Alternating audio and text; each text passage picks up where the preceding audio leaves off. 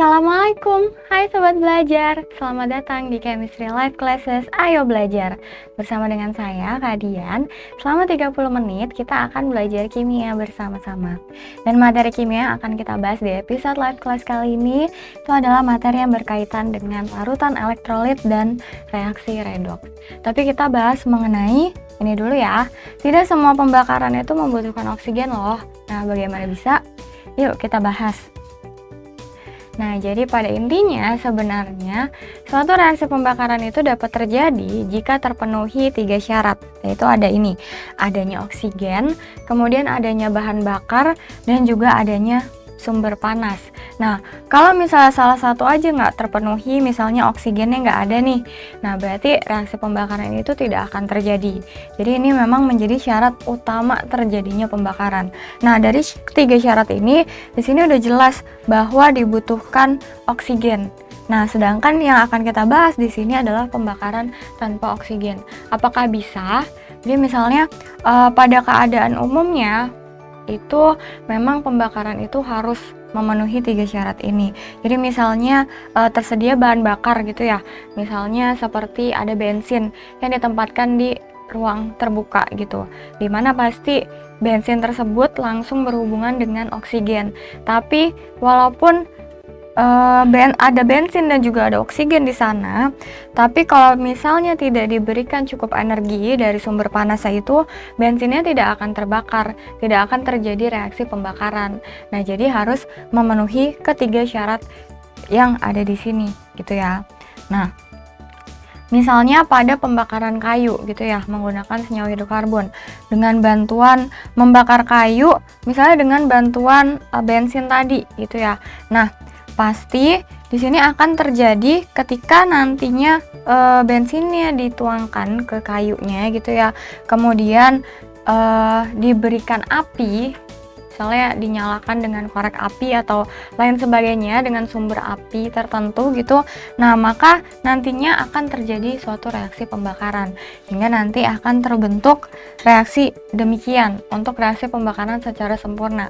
Jika oksigen yang digunakan pada reaksi tersebut itu mencukupi untuk menjalankan reaksi kimia ini, reaksi kimia pembakaran ini, maka reaksinya akan berjalan sempurna dengan menghasilkan gas karbon dioksida dan juga uap air gitu. Jadi ini reaksinya sebagai berikut. Ini untuk senyawa hidrokarbon. Jadi reaksi pembakaran pada kayu ini dapat terpenuhi kalau misalnya tadi ada 3 syarat, ada oksigen, ada bahan bakar, dan juga ada sumber panas tadi yang mencukupi.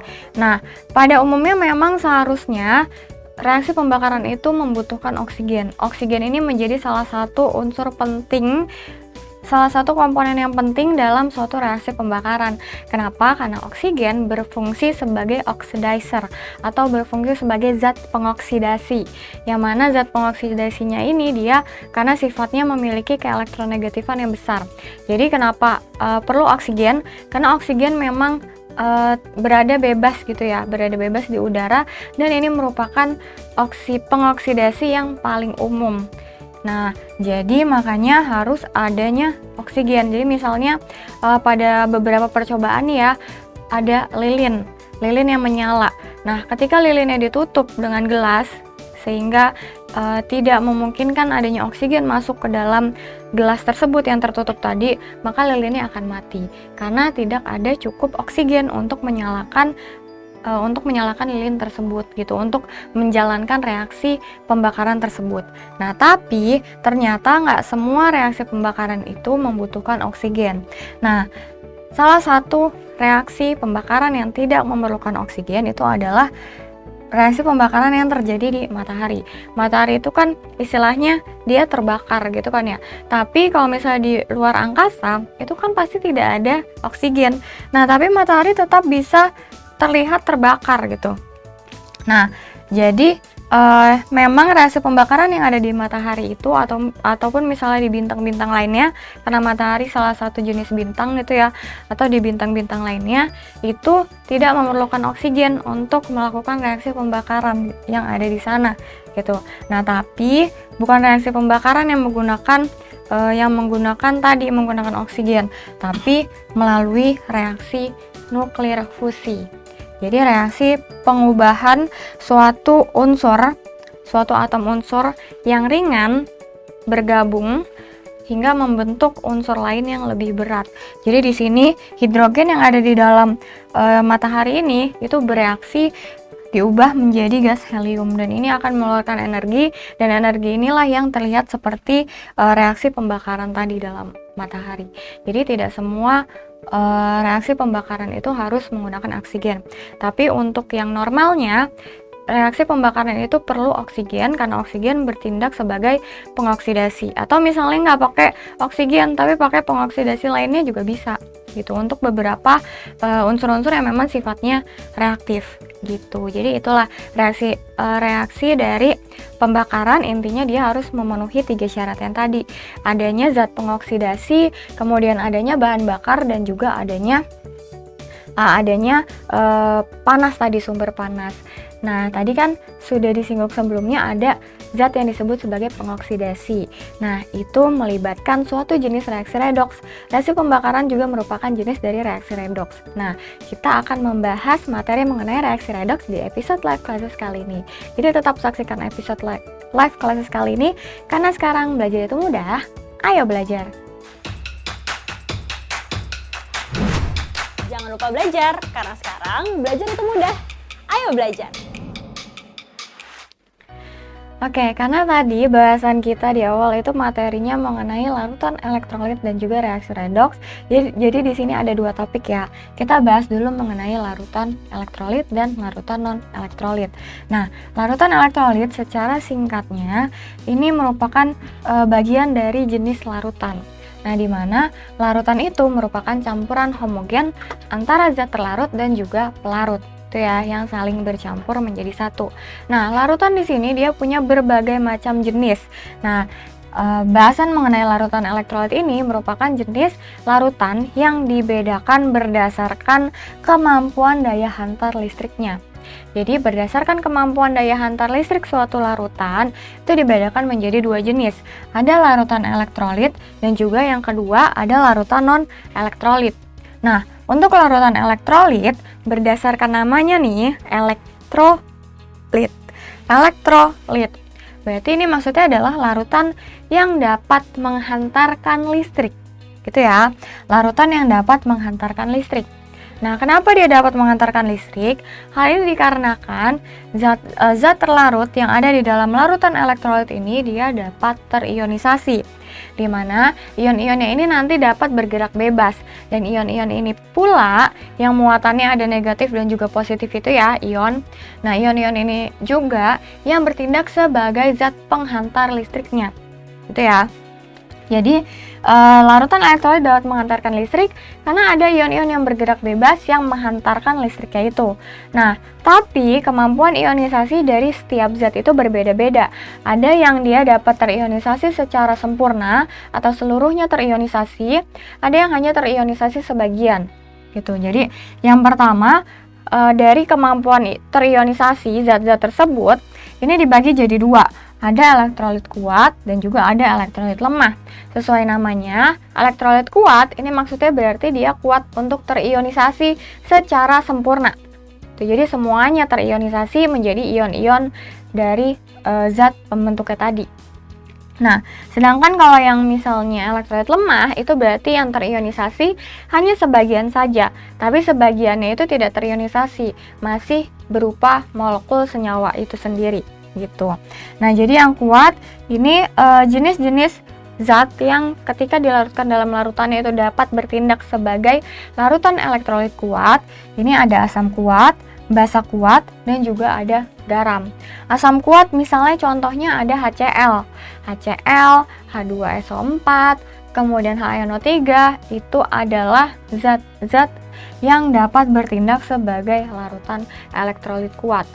Atau kemudian ada basa kuat misalnya ada NaOH, ada LiOH, ada MgOH 2 kali, itu adalah basa kuat. Nah, kemudian kalau garam ini adalah salah satu zat hasil dari reaksi asam dan juga basa. Jadi garam ini sifatnya netral biasanya. Nah, yang bisa menjadi garam itu contohnya misalnya ada NaCl, ada MgCl2, MgSO4 dan lain sebagainya. Yang sifatnya itu adalah garam. Nah, itu biasanya bertindak sebagai larutan elektrolit kuat. Sedangkan larutan elektrolit lemah ini contohnya adalah ada asam lemah dan juga basa lemah. Kalau asam lemah contohnya misalnya cuka, CH3COH atau asam fluorida. Pokoknya selain yang ada di asam kuat, selama dia mengandung H, itu berarti dia masuk ke golongan asam. Tapi asamnya asam lemah, selain yang ada di golongan asam kuat. Asam kuat ada 7, itu sobat belajar bisa lihat lagi. Nah, kemudian yang basa kuat ini ada 9 totalnya. Selain yang itu berarti, selain yang dari 7 asam kuat tadi itu berarti masuk ke kategori asam lemah. Kalau yang basa kuat selain yang 9 tadi berarti masuk ke kategori basa lemah. Itu ya. Jadi perbedaan sifat elektrolit ini antara kuat dan lemah cuma berdasarkan kemampuan terionisasinya. Nah, semakin banyak ion-ion yang terionisasi, maka kemampuan daya hantar listrik suatu larutan itu juga makin besar. Jadi untuk yang larutan elektrolit kuat, biasanya kemampuan daya hantar listriknya jauh lebih besar dibandingkan yang larutan elektrolit lemah. Itu ya. Oke. Nah, kemudian untuk yang non-elektrolit. Non-elektrolit di sini maksudnya berarti sesuai namanya ya, berarti dia tidak dapat menghantarkan listrik. Itu ya, tidak dapat menghantarkan listrik karena zat terlarutnya tidak dapat mengalami ionisasi dalam larutannya. Nah, yang tidak dapat mengalami ionisasi dalam larutannya misalnya adalah senyawa-senyawa organik selain asam organik. Asam organik itu tadi bisa asam format, bisa asam sitrat yang ada di jeruk, atau asam cuka tadi itu juga jenis senyawa organik. Nah, tapi masuknya ke asam organik ya. Selain yang sifatnya asam tadi, itu berarti kalau misalnya dia masuk ke golongan senyawa organik, selain dia asam, berarti itu termasuk jenis zat yang sifatnya non-elektrolit. Itu ya, tidak dapat menghantarkan listrik. Contohnya misalnya ada gula atau sukrosa, glukosa, kemudian urea. Nah, ini adalah beberapa contoh yang sering dibahas di soal gitu ya, mengenai larutan non-elektrolit. Gitu ya. Oke, kalau elektrolit dapat menghantarkan listrik, non-elektrolit tidak dapat menghantarkan listrik. Oke? Nah, kemudian kalau misalnya kita lihat hubungan sifat elektrolit dengan ikatan kimianya, ini kalau misal ikatan kimia di sini yang kita lihat dari sifat elektrolit dan non-elektrolitnya itu ada dua yang dibahas, ada yang senyawa ionik, ada yang senyawa kovalen. Untuk yang senyawa ionik di sini, karena ionik ya sesuai namanya, berarti dia terdiri dari ion-ion gitu. Jadi ketika dilarutkan dalam larutannya akan terionisasi jadi ion-ionnya. Nah, jadi untuk yang ionik dia akan bersifat sebagai larutan elektrolit kalau misalnya dia dalam wujud lelehannya, wujud cairannya atau wujud larutannya. Tapi dia akan bersifat non-elektrolit, tidak dapat menghantarkan listrik dalam wujud padatannya. Kenapa? Karena dalam wujud padatannya, ion-ionnya itu dia tidak dapat bergerak bebas. Jadi tidak bisa menghantarkan listrik. Itu ya. Nah, kalau senyawa kovalen di sini ada kovalen nonpolar dan juga ada kovalen polar. Untuk kovalen nonpolar, semuanya mau dia wujudnya larutan, lelehan ataupun padatannya itu sifatnya adalah non-elektrolit. Tapi untuk yang kovalen polar, karena kalau polar itu berarti ada perbedaan muatan. Nah, kalau adanya perbedaan muatan, maka dapat dimungkinkan ketika dia dilarutkan dalam larutannya, akibat perbedaan muatan itu ada daya tarik-menarik. Jadinya nanti dia dapat saling terlepas, saling terurai gitu dalam larutannya. Nah, maka dia akan memiliki sifat elektrolit dapat menghantarkan listrik ketika dalam wujud larutannya. Hanya dalam wujud larutannya ya. Nah, dia akan bersifat non-elektrolit, tidak dapat menghantarkan listrik tadi dalam wujud padatan dan juga lelehannya. Jadi itu bedanya. Ini berdasarkan ikatan kimianya dapat mempengaruhi sifat elektrolit dari suatu larutan. Itu ya sobat belajar. Nah, sekarang kita bahas mengenai reaksi redoksnya. Sini reaksi redoks itu ditentukan sebelum ke reaksi redoks. Jadi reaksi redoks ini merupakan reaksi reduksi oksidasi gitu ya. Nah, Reaksi redoks ini itu ditentukan oleh yang namanya biloks atau bilangan oksidasi. Bilangan oksidasi adalah jumlah muatan positif dan juga muatan negatif yang dimiliki oleh suatu zat, suatu unsur, suatu atom dalam molekul atau ionnya. Nah, jadi biloks itu adalah sebuah bilangan, ada angkanya gitu ya. Jadi tiap atom punya nilai biloksnya masing-masing. Nah, ketentuannya jadi penentuan biloks ini karena dia berupa bilangan, itu ada memiliki syarat dan juga ketentuan. Nah, di mana di sini syarat dan ketentuannya yang pertama, kalau misalnya dia zatnya sifatnya logam, ya, logam khusus untuk golongan 1A, 2A, dan 3A, ini nilai biloksnya sesuai dengan nomor golongannya. Jadi kalau 1A itu dia plus 1, 2A itu dia plus 2, 3A dia plus 3. Nah, kemudian yang lain lagi yang sudah tetap nilai biloksnya seperti itu ada H, itu nilai biloksnya plus 1, O, nilai biloksnya min 2. Nah, ini berlaku kalau misalnya unsur-unsur ini dia berada di dalam suatu senyawa atau ion. Kalau misalnya dia berada di unsur bebas ya, kalau misalnya unsur bebas,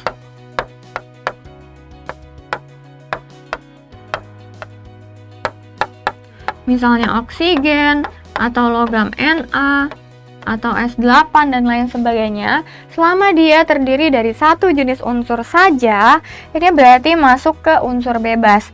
Nah, kalau unsur bebas ini biloksnya sama dengan 0. Gitu ya. Dan biloks total dari senyawa itu nilainya sama dengan 0. Biloks total jumlah semua biloks dari atom-atom unsur yang ada di molekul atau di senyawa itu nilainya 0. Dan juga biloks total dari suatu ion itu sama dengan muatan ionnya. Gitu ya. Oke? Nah, sekarang kita masuk ke konsep redoksnya. Konsep redoks yang sebagai awal mula redoks itu apa sih reaksi redoks, apa sih bedanya dengan reaksi kimia lainnya, itu ya. Nah, konsep redoks ini itu mengalami suatu perkembangan. Yang pertama kali reaksi redoks itu diartikan sebagai reaksi pengikatan dan juga pelepasan oksigen. Jadi untuk yang pengikatan ini berarti oksidasi ya, oksidasi. Ini untuk yang pelepasannya berarti reduksi, itu ya. Nah, kemudian terus berkembang dilihat dari pelepasan dan juga penangkapan elektron. Untuk yang pelepasan elektron di sini, ini pelepasan elektron berarti reaksinya reaksi oksidasi. Untuk yang penangkapan elektron, ini reaksinya reaksi reduksi, itu ya.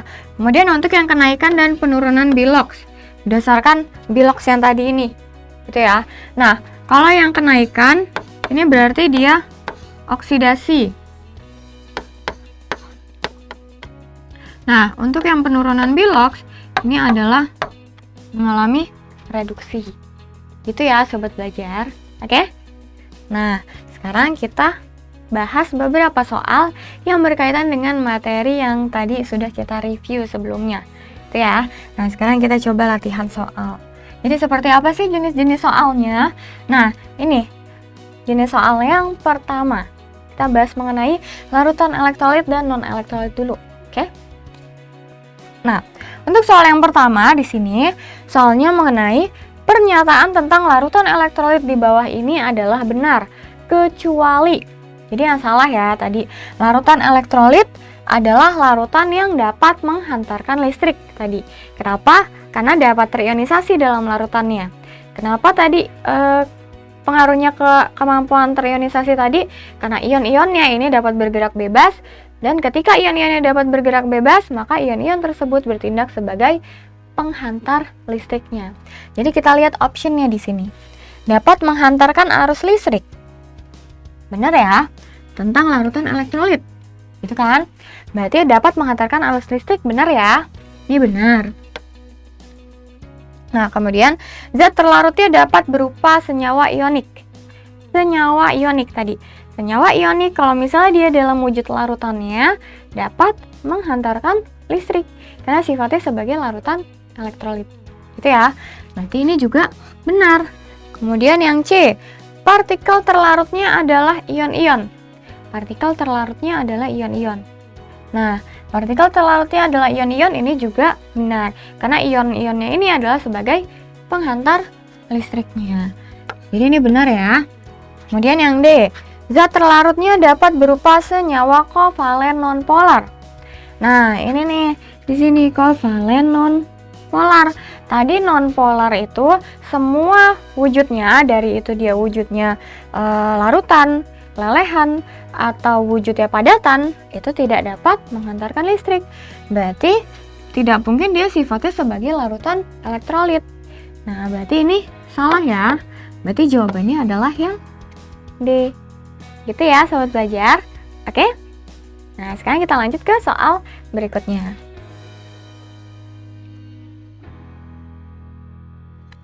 Nah, soal berikutnya, zat-zat berikut yang tergolong non-elektrolit, elektrolit lemah, dan elektrolit kuat berturut-turut adalah. Oke, jadi di sini ada NH4OH. NH4OH di sini ada OH-nya, berarti dia basa. Kalau basa masuknya bukan ke non-elektrolit, tapi masuknya bisa ke elektrolit lemah atau elektrolit kuat. Jadi ini optionnya salah ya, yang A. Kemudian yang ini MgCl2. MgCl2 di sini adalah garam. Nah, garam sifatnya adalah elektrolit kuat tadi. Berarti ini juga salah, karena yang pertama harus non elektrolit ya. Kemudian yang C, C6H12O6. Nah, ini adalah glukosa. Ini adalah glukosa. Nah, glukosa sifatnya adalah non-elektrolit. Ini benar ya. Tapi kita cek yang keduanya, karena yang keduanya dimintanya elektrolit lemah. Nah, di sini MgCl2. MgCl2 tadi garam ya. Garam itu elektrolit kuat. Berarti ini juga salah. Harusnya yang di kedua elektrolit lemah, karena disuruhnya berturut-turut. Berarti ini salah ya, opsi yang C. Yang D, nah ini juga udah salah karena MgCl2 di sini tadi garam. Itu elektrolit kuat ya. Kemudian yang E di sini, ini tadi benar ya. Ini benar karena non elektrolit glukosa. Kemudian NH4OH, ini adalah basa lemah. Basa lemah berarti dia masuk ke elektrolit lemah. Ya. Berarti ini juga benar. Kemudian yang ketiga elektrolit kuat. Nah, yang ketiganya di sini ada garam. Nah, garam tadi masuk ke kategori elektrolit kuat. Berarti ini benar. Berarti jawaban yang tepat adalah yang E. Gitu ya, sobat belajar. Udah? Nah, sekarang kita lanjut ke soal berikutnya.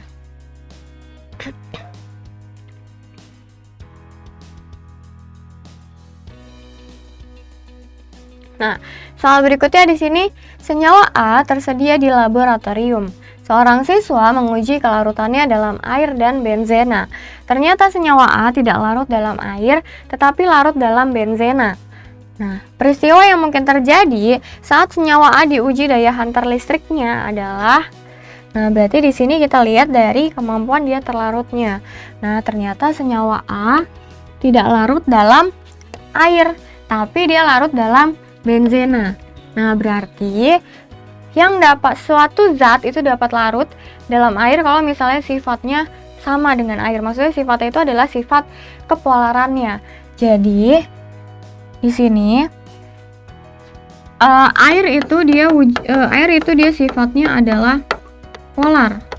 Nah, benzena ini adalah pelarut organik yang sifatnya non-polar. Nah, suatu prinsip dari kelarutan suatu zat itu adalah like dissolve like.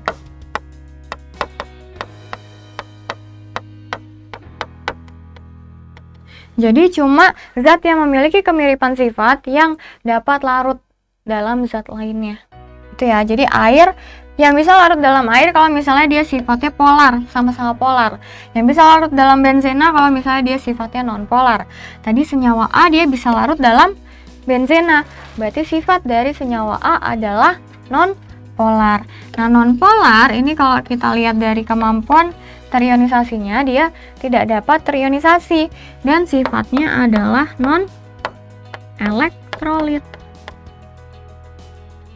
Nah, non-elektrolit ketika diuji dengan daya hantar listriknya, maka dia karena tidak dapat menghantarkan listrik, maka ketika ada indikator dari lampu, lampunya tidak akan menyala atau bisa dibilang lampunya mati.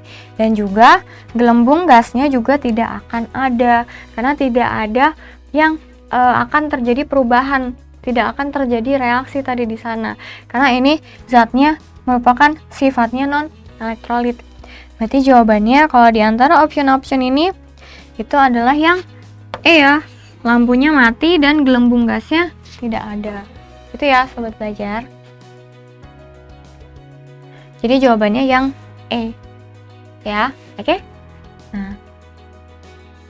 Nomor 4, pasangan yang merupakan larutan elektrolit kuat dan non-elektrolit berturut-turut adalah. Nah, elektrolit kuat berarti yang dia dapat menunjukkan indikatornya itu yang paling kuat. Maksudnya lampunya dia nyalanya paling terang dan gelembungnya juga yang munculnya banyak. Berarti kita lihat dari sini dari keempat percobaan ini berarti yang elektrolit kuat adalah yang ini ya, yang nomor 4 karena gelembungnya banyak, lampunya terang. Ini yang kuat. Elektrolit kuat. Kemudian yang non elektrolit berarti dia tidak menunjukkan perubahan. Tidak ada gelembung dan juga lampunya padam. Berarti ini adalah yang non elektrolit. Jadi jawabannya adalah yang 4 dan 1, yang D. Itu ya sobat belajar. Nah, gimana? Tadi kita sudah membahas materi singkat atau review secara singkat mengenai materi tentang larutan elektrolit dan non elektrolit dan juga reaksi redoks. Nah, semoga sobat belajar dapat memahami apa yang telah kita pelajari di episode live classes kali ini. Kita juga sudah latihan beberapa contoh soal ya. Nanti untuk dapat memahami lebih lanjut, sobat belajar bisa coba-coba latihan soal lagi nih yang berkaitan dengan materi ini supaya jauh lebih paham, jauh lebih mengerti gitu. Karena sekarang belajar itu mudah, ayo belajar. Jangan lupa belajar, karena sekarang belajar itu mudah. Ayo belajar!